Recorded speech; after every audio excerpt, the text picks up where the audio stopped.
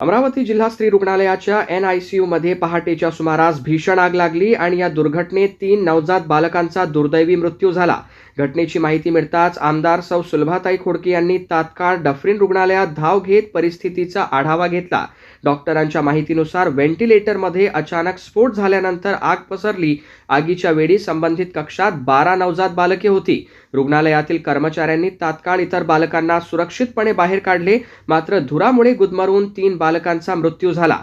घटनेनंतर आमदार सुलभाताई खोडके यांनी डफरीन प्रशासनाशी चर्चा करून इतर नवजात बालकांना सुरक्षिततेच्या दृष्टीने सुपर स्पेशालिटी हॉस्पिटलच्या अतिदक्षता विभागात हलवले। दरम्यान आमदार खोडके यांनी सार्वजनिक आरोग्य मंत्री प्रकाश आबिटकर यांच्याशी दूरध्वनीवरून संवाद साधून घटनेची माहिती दिली।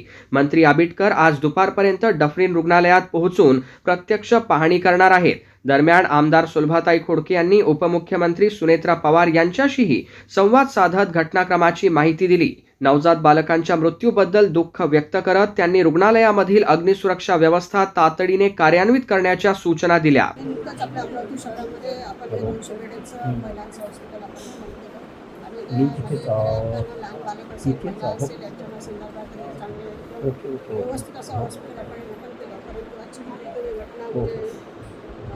विचार करणारीच आहे। त्याच्यामध्ये ते म्हणणार नाही निकृष्ट दर्जाचे एकदम चांगले होते आणि टेस्टिंग केलेले आणि टेस्टिंग करून याचे आपण ताब्यात घेतले होते। निकृष्ट दर्जाचा म्हणता येत नाही, पण एकदा तुमचं असल्यामुळे त्याच्यामध्ये काय बिघाड झाला हे आता तरी सांगता येणार। जेव्हा आपण त्या ठिकाणी त्याची चौकशी करू त्याच्यामध्ये सगळं बाहेर येईल।